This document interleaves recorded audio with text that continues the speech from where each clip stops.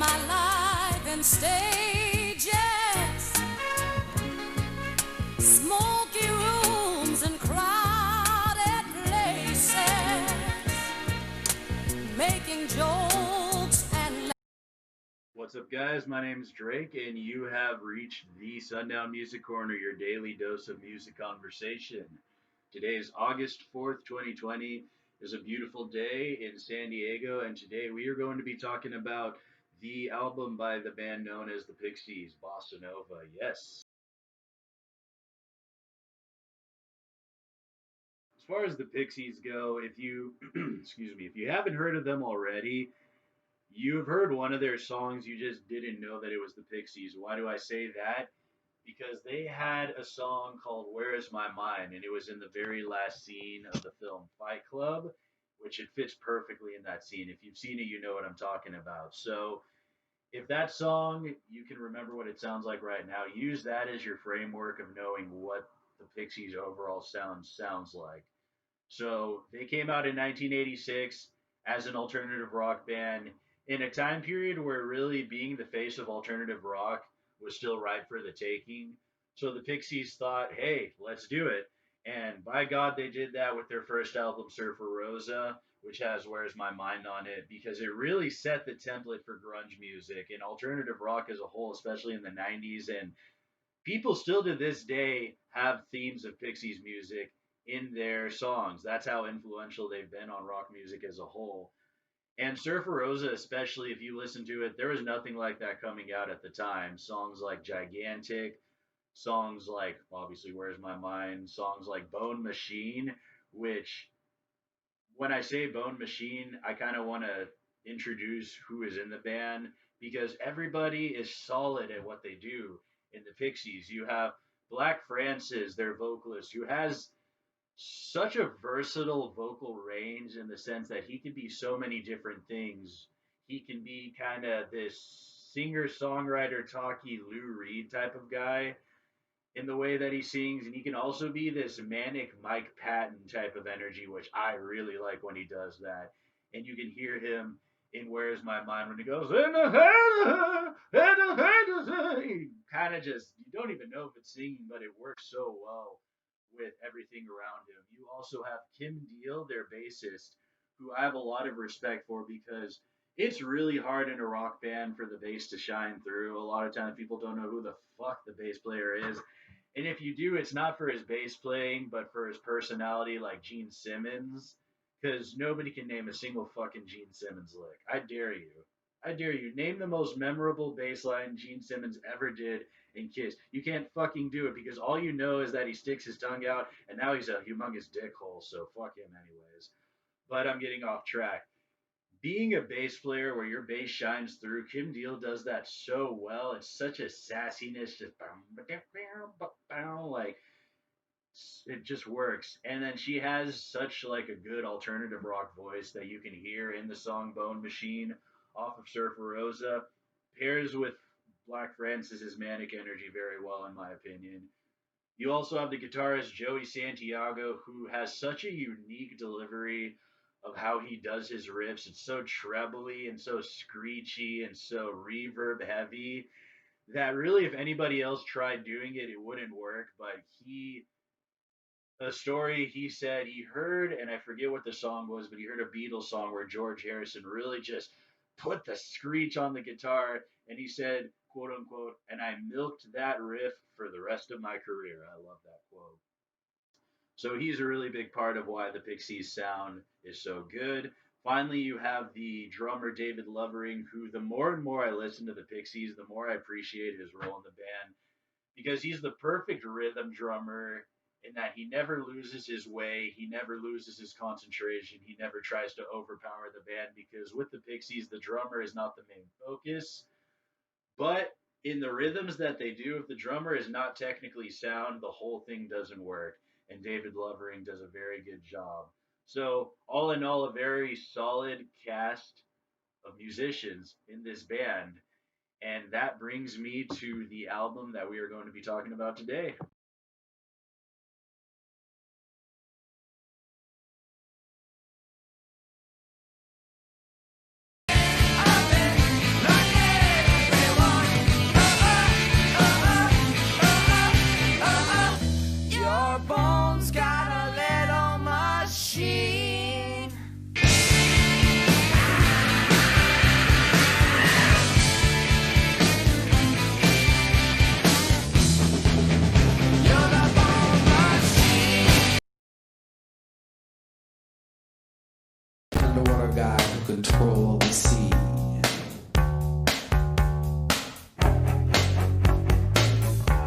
got killed by 10 million pounds of sludge from New York and New Jersey.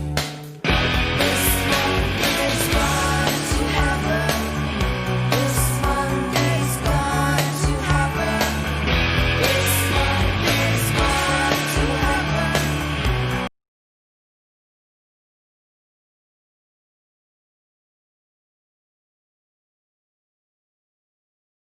So when you get to 1990, which was the year that Bossanova came out, it has been famously documented in Pixies lore that the bassist Kim Deal and Black Francis, the vocalist, had a lot of animosity towards each other, a lot of tension towards each other, creative differences.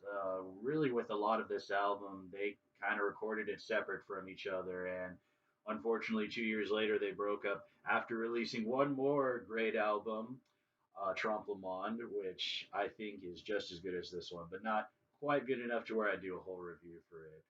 But by the time they were recording this album, they had already come out with two of some of the best alternative rock albums of all time.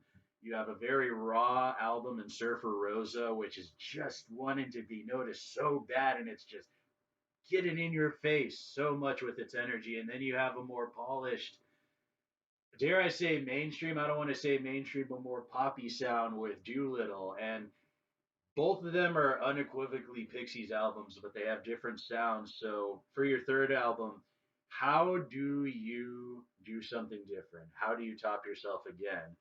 Well, if any of you listened to the sonic introduction that I just put, you may have noticed a bit smoother production with Monkey Gone to Heaven off of Doolittle. That is because they used a different producer for that album than they did with Surfer Rosa, which is also the producer that they use for this album, Bossa Nova. His name is Gil Norton. And with these two albums, Doolittle and Bossa Nova, he made such an impression on future alternative musicians that they really sought him out for their albums, which is why a lot of alternative rock sounds like the Pixies because they have the guy who engineered their sound. So with this album, the songwriting is a little bit more loose because unlike previous albums, a lot of the lyrics for Bossa Nova was written in the studio, sometimes even right before they recorded the song. So it's not as cohesive, but in my opinion, since it's more off the top of your head, it's kind of a more genuine songwriting perspective, and it really shines through in the way that Black Francis sings them. The themes of the album sonically lend themselves more towards surf rock and space rock, which you really hear on the first song alone. You know exactly kind of what this album is going to be about. And really, what they ended up doing with this album, the Pixies, is making what has been called the composite Pixies LP. It has the best parts of Surfer Rosa and the best parts of Doolittle, and they put it all into this one awesome, cohesive unit. And really, the only negative I have to say is because Black Francis ended up having the say of what the band sounded like at the end of the day. There is not as much Kim Deal on this as I would like there to be. You don't hear her bass and you don't hear her vocals as much or at all as far as her vocals go. So, really, the only negative thing I have to say, but without further ado, let's get into the first track.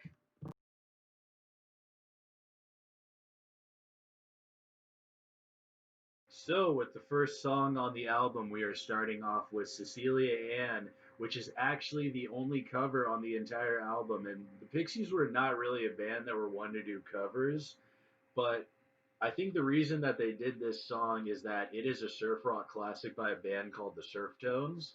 And the Surf Tones version of Cecilia Ann sounds a lot like, if you need a frame of reference, sounds a lot like that song Miserlou by Dick Dale, which is that song that opens up Dick Dale, which opens up Pulp Fiction. The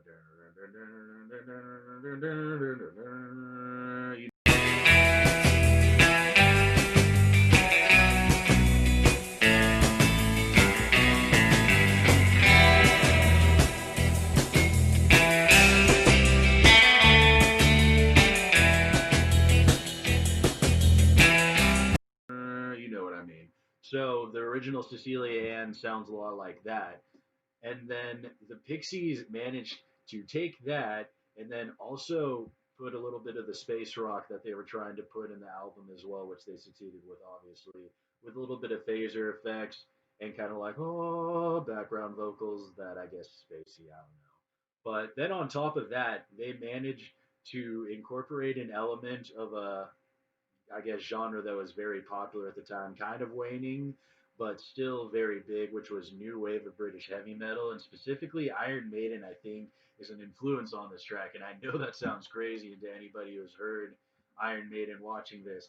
Just imagine this by the number surf classic combined with Iron Maiden elements by the Pixies, who do not sound like Iron Maiden. They do not sound like Iron Maiden.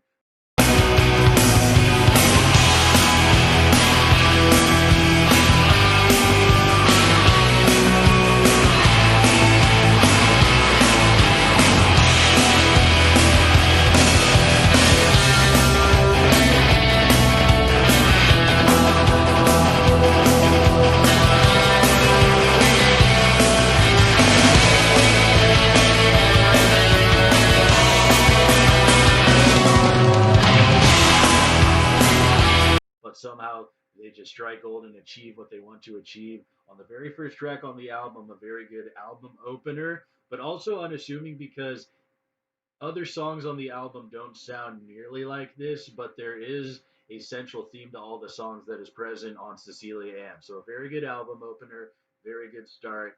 And in my opinion, when I first listened to it, it was enough to make me go, I want to listen to the rest of this album. I want to see if everything else is either as good as this or it can top this. So let's see.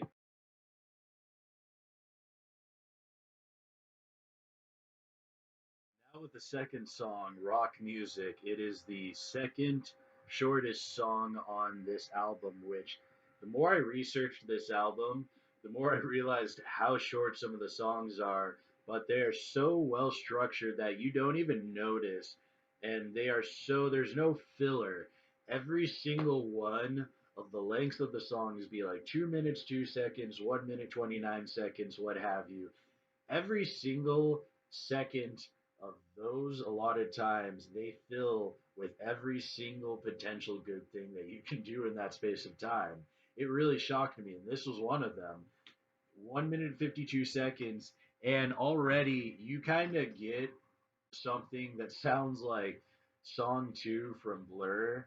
If any of you know the woohoo song, sounds like if the Pixies looked into the future and saw that that was a song and didn't know that it was Blur making fun of alternative rock that ended up becoming a bit stereotypical after the Pixies had disbanded. If they had looked into the future and saw that, then they would have made fun of that song by doing this song because it kind of has a little bit of that element. And then Black Francis's voice just kind of has like the Nine Inch Nails, Trent Reznor, like I wanna fuck you like an animal. Like, that kind of sounded a little bit more like the guy from Hootie and the Blowfish doing it, but you know what I mean. So that, and then like the the Freak on a Leash by Korn.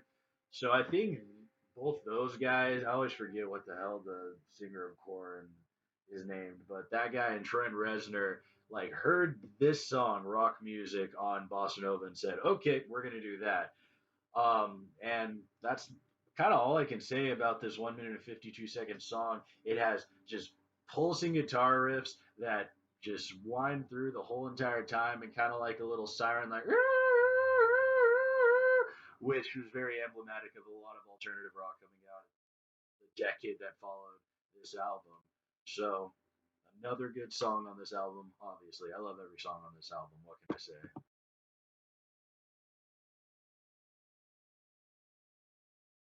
Now on to the third track, Valoria, which for me, this is the song that sold me on the album entirely. And it was the first song that I actually heard off of the album when I was cycling through all of the Pixies' most popular songs. And boy, was this a great way to introduce me to the album because this is where the sonic themes of the album really come through. Just the pulsing guitars, the rawness of Surfer Rosa, like I said earlier, and the polished sound of Doolittle coming together so well. The first guitar is just pounding through very thick and very heavy, just brum brum brum brum brum. Dun, dun, dun, dun, dun, almost like a motorcycle starting, and then you have right after that the drums going do do do do do do do do do, and then it brings forth these screechy, trebly guitars that are more in Joey Santiago's wheelhouse, which once those all come together, it's like you're in a chariot of musical fire, and it's a great song to listen to while you're just speeding on the highway, legally, of course, obviously. But this song just invokes just speeding through and breaking free so well.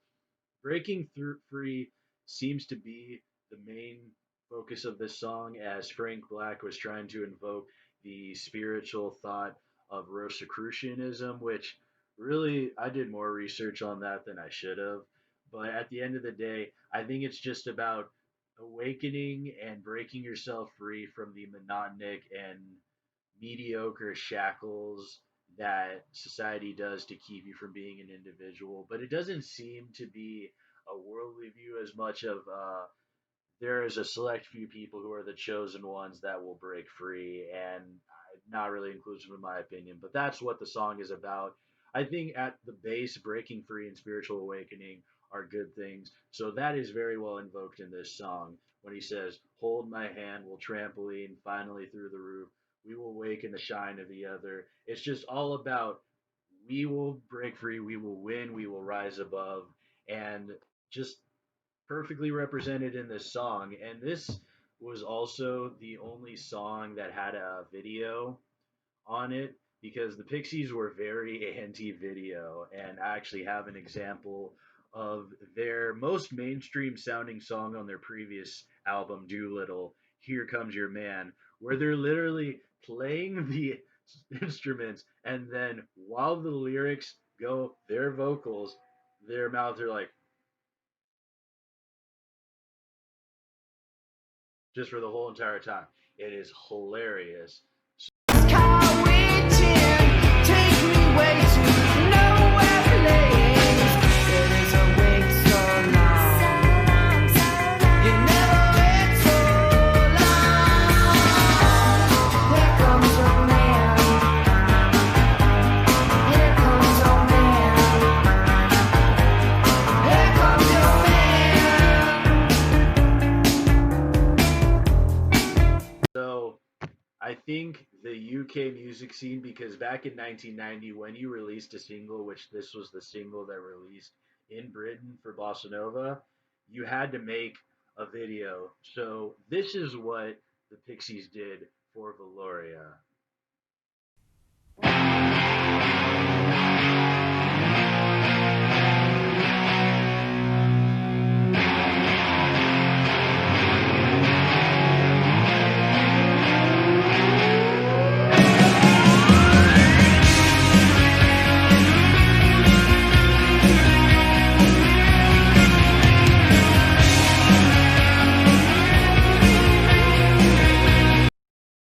Now, classic Pixies.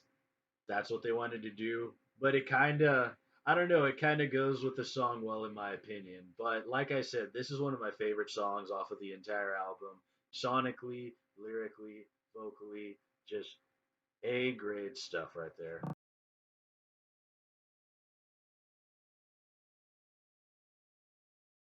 Now for the shortest song on the entire album, Allison. Yes.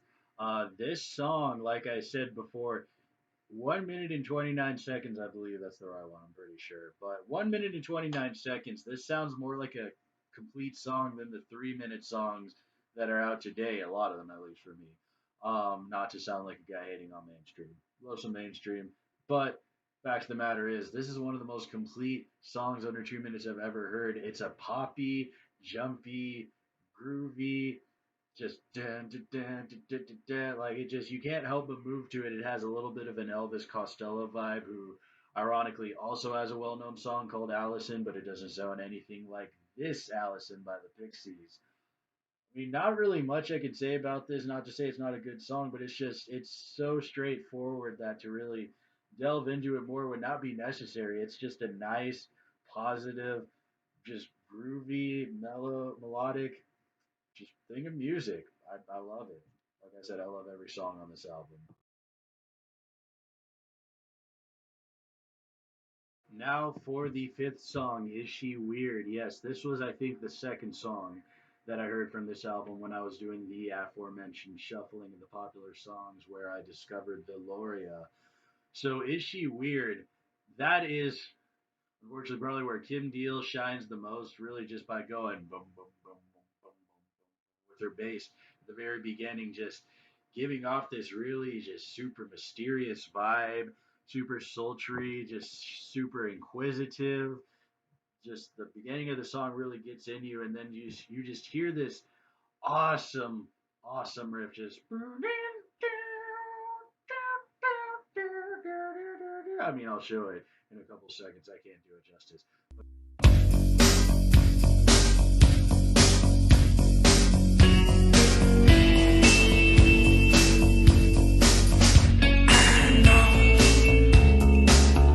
You're rich and good clothes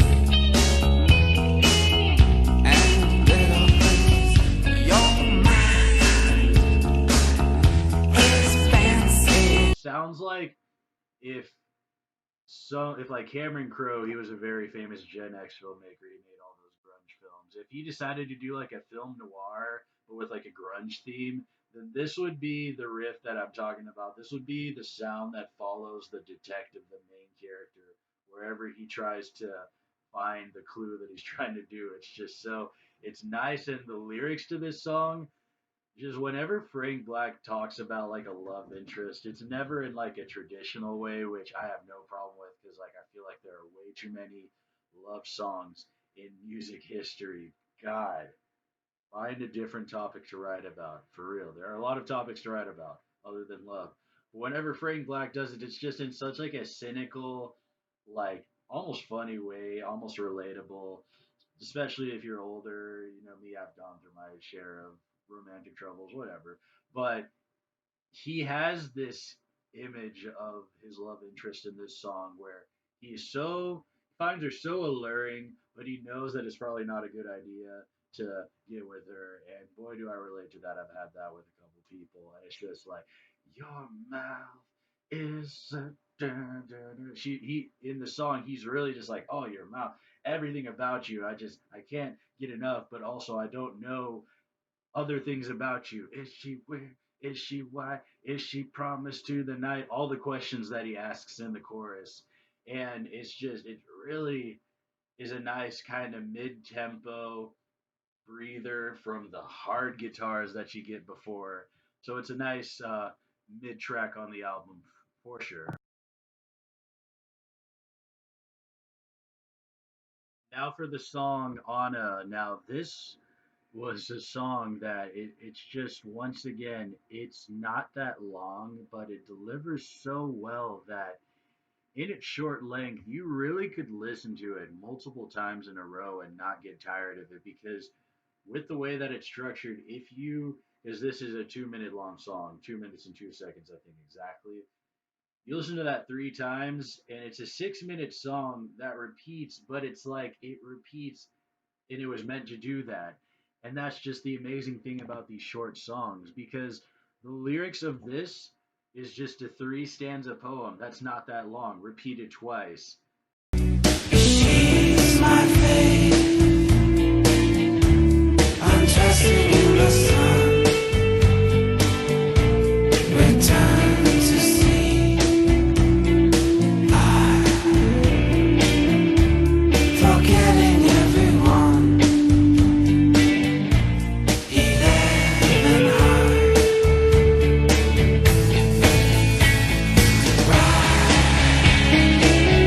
Right away.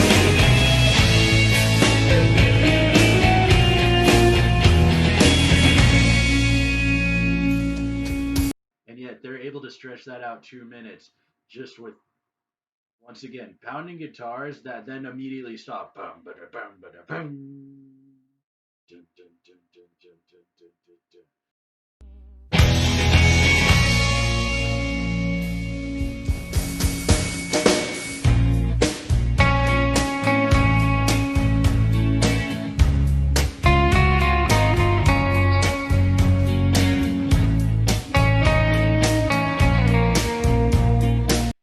and just kind of a soft, you know, kind of reminiscent of Pavement a little bit for the rest of the song.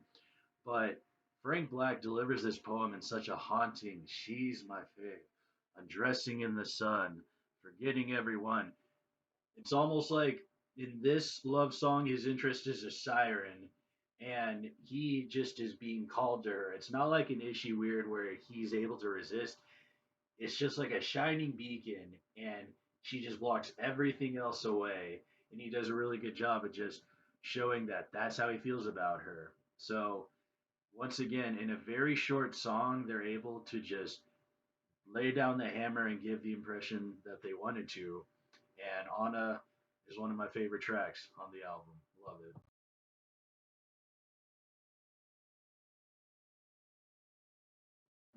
And now to the track All Over the World. Now, this one didn't grip me right away because I didn't realize. So, this is the longest song on the album. It's almost 6 minutes long, and it's almost, well, I wouldn't even say it's almost, it is two different songs. Two songs somewhat similar, but two separate songs merged into one song. They do a very good job kind of bridging these two different animals together. And the first half of the track, because it pretty much changes exactly halfway into the track. So the first half of the track sounds more like the classic Pixies, and what I mean by that, I forgot to mention earlier, the Pixies are known for a certain strong song structure. A certain song structure which people like to call quiet and then loud. They'll kind of do their verse in like a quiet like dun, dun, dun, dun, dun, dun, dun, dun, and then just do whatever Frank Black usually does. And then into the chorus, it just goes dun, dun, dun, dun, dun, dun. So basically it's the exact structure that Smells Like Teen Spirit used. Like I said, Nirvana and Kurt Cobain said they were trying to copy the Pixies, and that what is Smells Like Teen Spirit if not exactly that? And then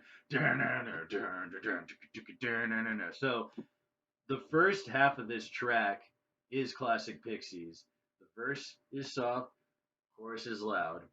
And then at the second half of the song, it starts with this amazing, glorious guitar riff, just do do do do do do do do.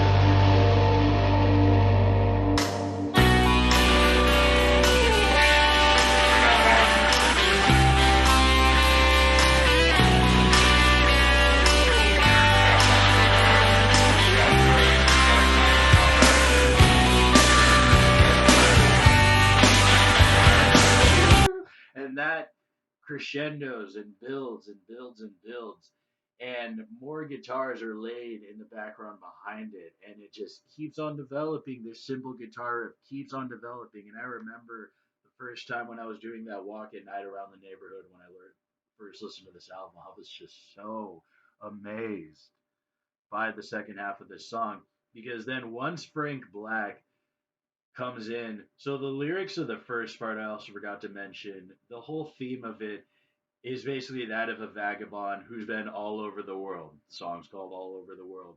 Talking about the experiences he's had, the few amount of possessions he's accumulated, how he doesn't really have anything and he isn't anything. He goes all over the world.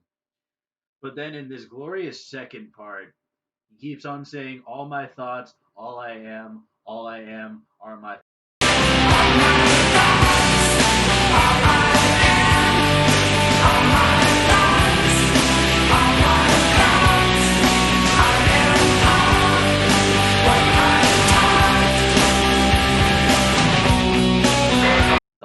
Basically, like the world let him down. The protagonist of this song specifically, the world has let him down. So I thought the overall message of the song, once it hit that, really resonated with me. My thoughts, all I am are my thoughts. So Pixies did a great job with this, especially with it being a longer song and them not being apt to make longer songs, just like the Strokes. And the Strokes also did a good job on their most recent album with their longer songs, and maybe that's another review for me as well. Overall, all over the world, one of my favorite songs. I keep saying that, but I love the songs on this album. I don't know what else to say. I really do.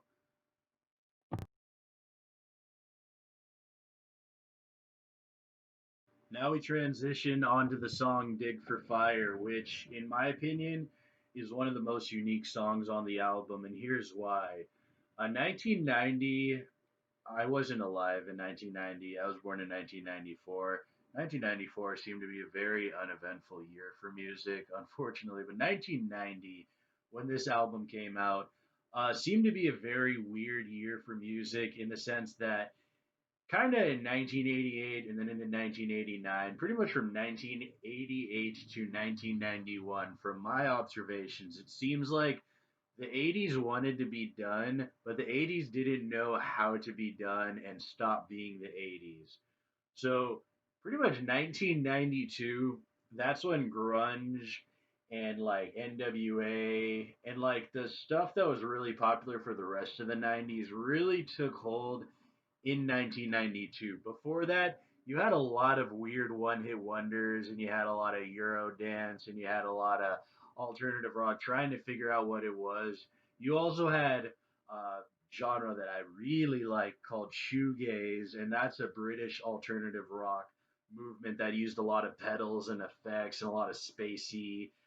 A little bit of that is kind of on Bossanova, but not quite. But there was just a lot of weird stuff that ended up being out of style a couple years down the road, and a couple of those things are present on Dig for Fire. I heard a song. Well, there are two songs I hear when I hear Dig for Fire. The first one is one called Right Here, Right Now by, and this is one of my favorite band names, by the band Jesus Jones. I love that band name. Right Here, Right Now, that's their most well known song, very early 90s. Also, a song that was in a Cameron Crowe film. I mentioned him earlier, very big in the early 90s. A shoegazing song called Vapor Trail by the band Ride.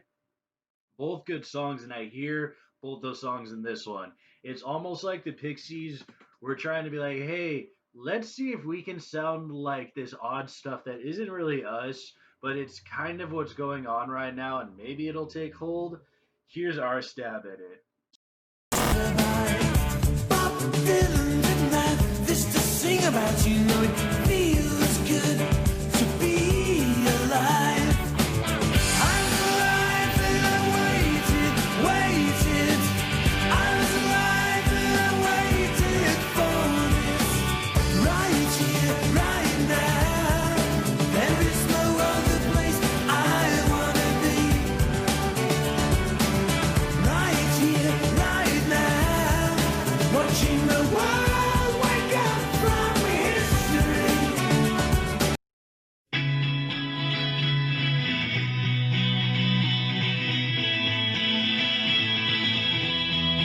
First you look so strong, then you fade away. The sun will blind my eyes. I love you anyway. Thirsty for your Now, master, are you looking for a mother love? No, no, my child, this is not my desire. And then she said, I'm digging for fire. I'm digging for fire. I'm digging for fire. I'm digging for fire. So, thematically, that's all I'm going to say musically for this because really those are the best comparisons I can make. Lyrically, this is really where you can kind of tell that these lyrics weren't super thoroughly written out, and I don't mean that in a bad way, but it's more of a stream of consciousness thing. And this is where Frank Black sings in the Lou Reed singer songwriter talkie style that I mentioned before. Like, I saw a whole person down the road, and he was kneeling beside her, like that type of thing. So, kind of in the same theme of All Over the World, the protagonist of this song is seeing people downtrodden, asking them, "Are you looking for the mother lode?" And they say, "No, I'm digging for fire."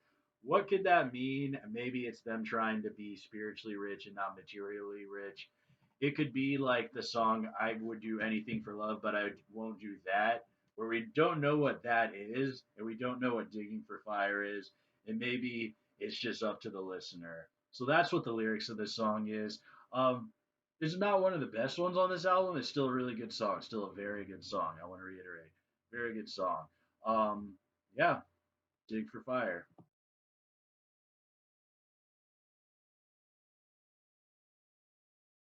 Now for the song "Down to the Well." Now this is another song that didn't grip me right away. It did eventually super grip me. I think it's because it had more of a straightforward structure to it.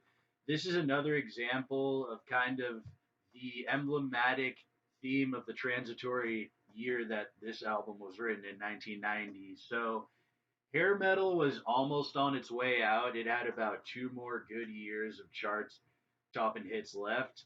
But this was when guys like Warrant, the guys who did Cherry Pie, were coming out, and people were like, okay, we're kind of sick of this shit. And then in 1990, Smells Like Teen Spirit had not come out, and Pearl Jam came out with their debut album 10. And it was a good album, but still, grunge didn't completely have its identity formed. So the two main genres of popular rock music for a good 2 decades, from like 1980 to 2000, like I said, we're in a weird kind of limbo when this album was written. So I say that because Down to the Well either sounds like it would have been a really bad Def Leppard song or a really good Alice in Chains song.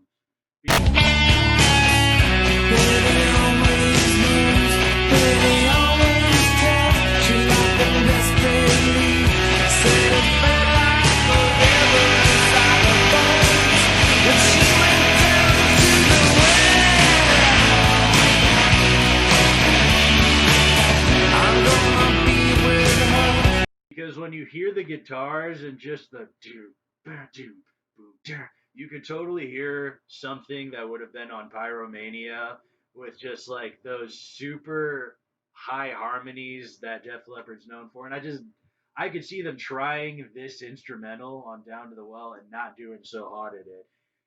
On the flip side, I could see Lane Staley from Alice in Chains, who's one of my favorite singers of all time. God, do I love Lane Staley, giving a more vulnerable edge to this song. So it's unique that this song could really operate in two very different subcultures of the same genre.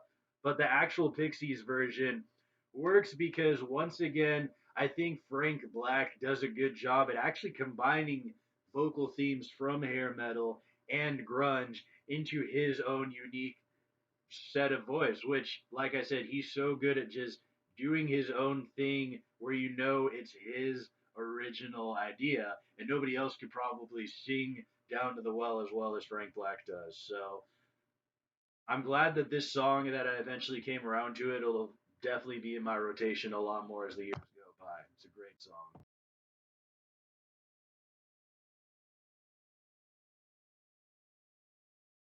All right, so I really like this song on the album, The Happening. I would probably say it's my favorite song. I wouldn't definitively say, but man, is it one of my favorites. And God, it I don't know if it's hard to describe why, but it really made a good impression on me. So this is probably the most blatantly space rock themed song, lyrically and sonically.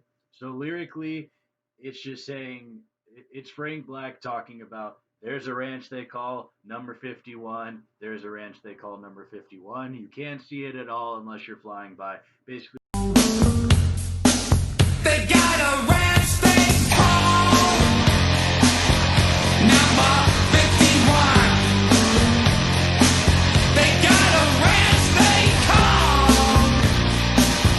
number 51. You can't see it at all unless you're flying by. by basically basically this place where all this weirdness is happening, all these alien forms, all these alien practices. So it's just basically talking about this weird place, these weird alien things. It's called The Happening. So presumably it's just about this big instance where it all came to be.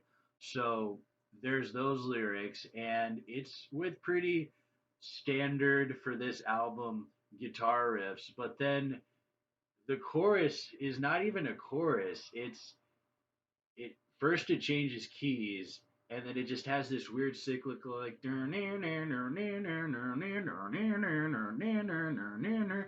and the vocals is just them going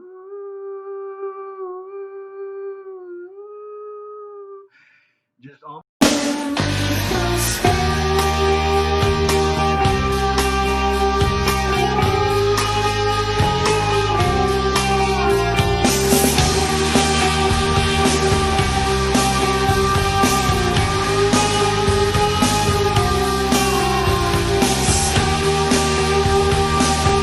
almost like they're trying to impersonate what the alien language or calling would be. It's a very mysterious type of chorus. So I just like how it goes from a pretty rockin' song to that chorus, and it goes from that to that to that.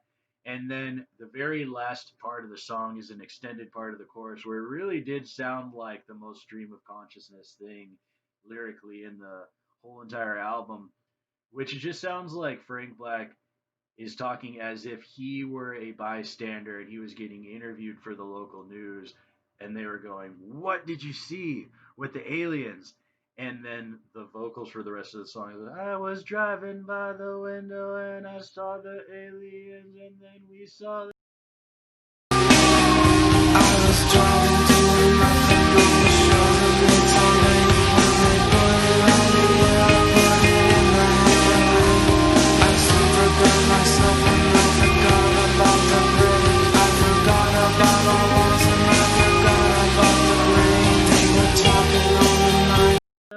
So it's just him saying what he saw, and in this kind of monotonic tone with the already mysterious chorus, it just ties the song perfectly and it ends it on a great note and it fades away.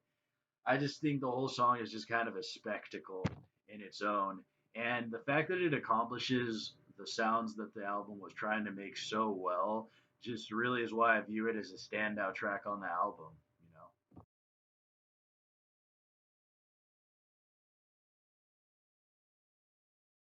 Now we have the song Blown Away, which is a little bit of a reversal of the classic Pixie structure in where instead of starting off soft and then going loud, it starts loud and goes soft. So the loud part is the instrumental, which is a pretty like jangle rock, jam rock, just punk vibe as well, jamming with your friends sounding type of guitar riffs. And I could just totally see if I was back home in Thousand Oaks with some hipster friends of mine and we went to just some random coffee house and they started playing this song, they would freak out in just the best way possible.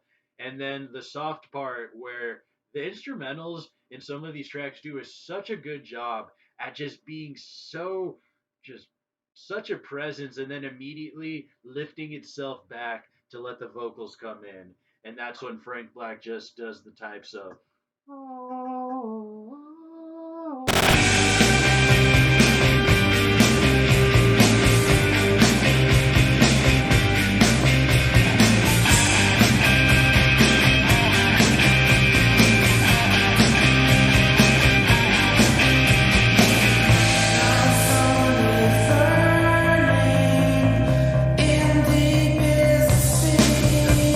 type of vocals that just really translate well into the song. And I think it's good that they did a little bit of a change in their structure for this song because I think if they started off with the vocals and then went in to the instrumental, it wouldn't make too much sense. It would just kind of be like you're trying to combine two songs together. And then the last time the vocals go on this song, they kind of add a little bit of a layer to what is being sung. And then when that is done, then the outro is basically the same instrumental, but just turned up to 10. So overall, the song it's a solid song on the album. Not one of the best, but it definitely does its job into where you won't skip it. You will listen to it, you'll feel the vibe of it, you'll feel the mood, you'll be glad you heard it, and then you'll be on to the next song, and the whole album listening experience will still be cohesive.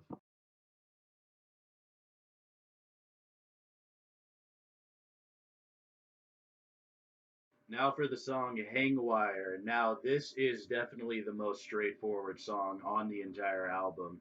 You definitely know what you're getting within the first couple seconds of hearing the song, and that's not a bad thing because it grabs your attention right away and it keeps your attention. It's got the most punk energy of the whole entire song, which what genre is more straightforward than punk? You can't find any more straightforward genre than that.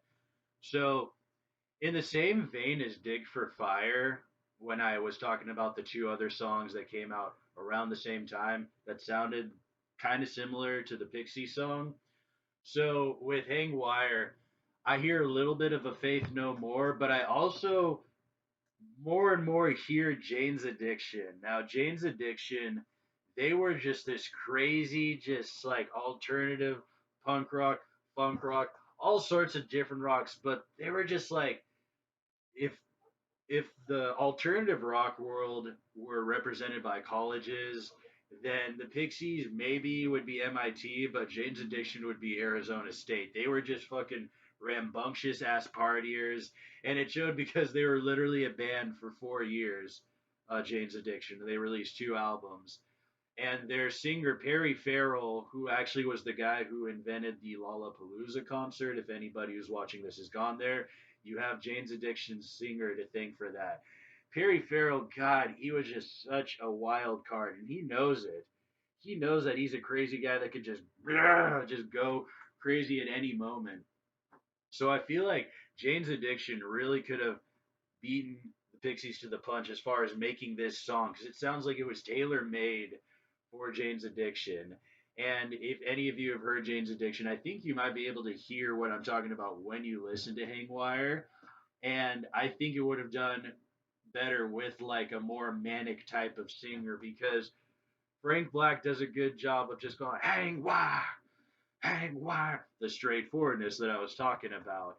I never like to talk about a song in terms of what I think it should be, as much as I think I should say what it is. And you know what this is a great, straightforward rock punk song, gritty vocals, punch you in the face. Could be even better. Still a great song.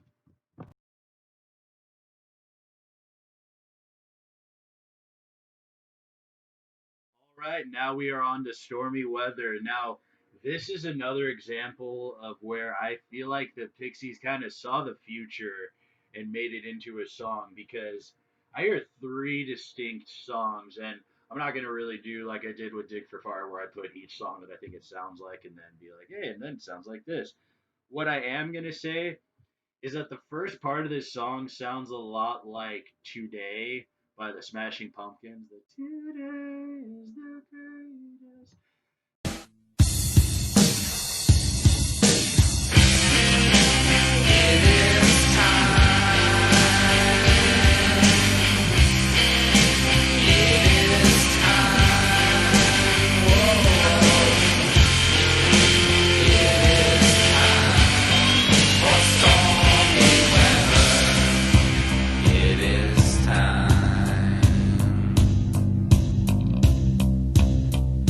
Has the same tempo, same just boom, boom, boom, boom, boom, boom, boom, crunching guitars, and then it speeds its tempo up a little bit about halfway through the song to where the second half of Stormy Weather sounds like a combination of the songs Sometimes by My Bloody Valentine and Pretend Like We're Dead by L7.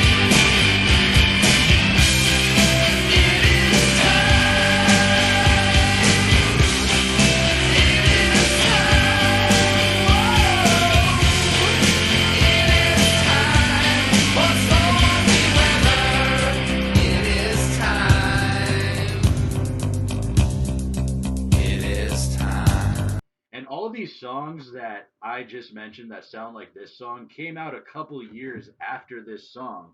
It's just insane that the Pixies, for what amounts to just one track in their third album, of which they already had established themselves, this one song that isn't going to be in a greatest hits album is able to sound like the most well known songs of three very successful alternative rock bands.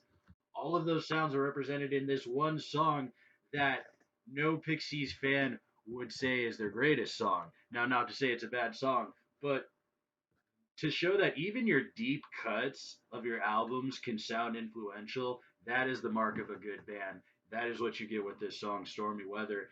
And it's just a nice, it has a slow groove that just dun dun dun dun dun dun dun dun dun dun dun, and it never deviates. And sometimes that's good if a tempo solidly establishes itself and doesn't deviate. It doesn't always, you don't always need different tempo changes. Not every band is going to try to be Dream Theater, and I don't think that many bands should try to sound like Dream Theater. That's a whole nother story. But Stormy Weather is a great. This is pretty much the last song of the album that has the really hard guitars that you've been listening to throughout the album, because then it transitions into the softest song, which is.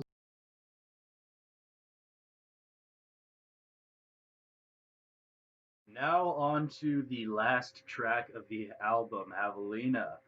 Now, this song, I feel like this song alone spawned Mac DeMarco's entire career. It really sounds like something that Mac DeMarco, if this song hadn't already been made by the Pixies, would have eventually done.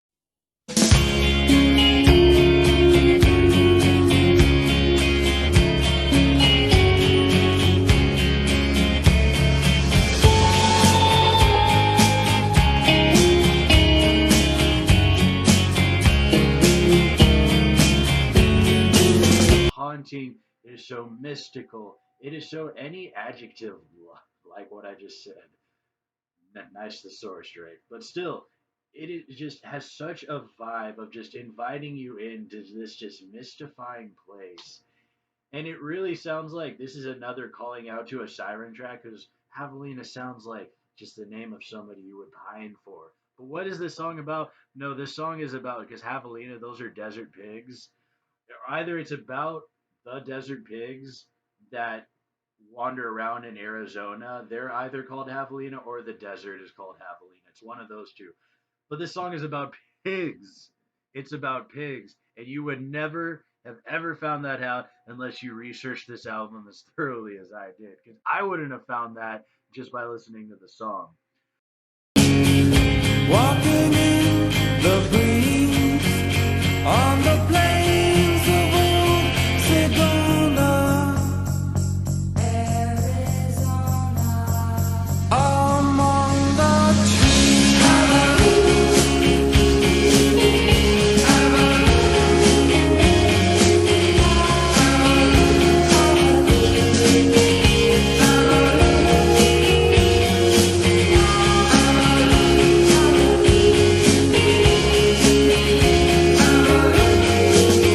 I wouldn't have found that just by listening to the song. So just surely this is a perfect way to end the album. A perfect way because it's not like Cecilia Ann. Not even in a bad way that Cecilia Ann was bad, but Cecilia Ann was such a tour de force to start off the album. And the whole album really is a tour de force of sound. And then it just simmers down and it's like, all right, now it's done. Now you get to listen to this nice little just soft track. Great way for the Pixies to end this album. Great way. So yeah, overall, this is just an amazing album that has just grown on me more and more and more and more that I've listened to it. I always seem to find just a hidden gem in every song, be it like a vocal effect, an instrumental effect, a lyric that I didn't notice before. And I think that's just the mark of a great album that just doesn't have the law of diminished returns. And the people who are going to listen to this, hopefully after seeing this review, that I'm the most excited for are the people who are a fan of the Pixies, but really have only listened to their first two albums, Surfer Rosa and Doolittle, which is fine because those albums alone have enough great songs to last you however long you want. And I think it's easy for the last two Pixies albums before they reformed about 20 years later in 2013, which has been a letdown to say the least.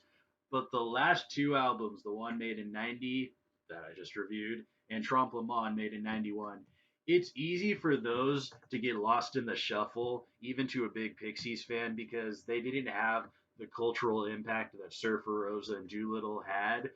But that doesn't mean that they don't hold their weight, especially if you're a fan of those two popular albums. Like I said, you pretty much put those two albums in a blender, you get Bossanova. If you haven't heard any Pixies, this isn't a bad place to start with. In fact, I think it's nice to start with this album, then listen to their more popular stuff. Then you could just have a full appreciation of what this band represents to just the music world. So, thank you so much for watching this review. I had a lot of fun making it, and I'm going to have so much fun making more of these for you. Have a great rest of your day. I love every single one of you.